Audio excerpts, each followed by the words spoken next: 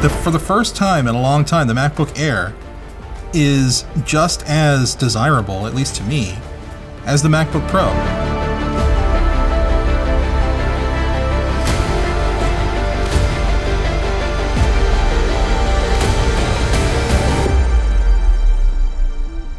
It's a lot better than what Intel was offering before, and it's even better than what Ryzen, like AMD's Ryzen chips, offer right now.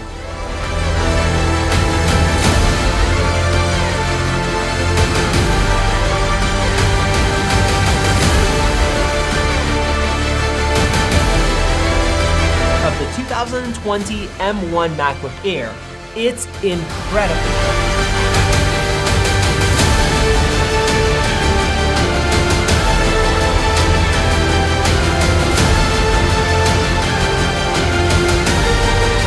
Expected them to deliver on, and they did. Like I said at the beginning of this video, this MacBook Pro has been amazing.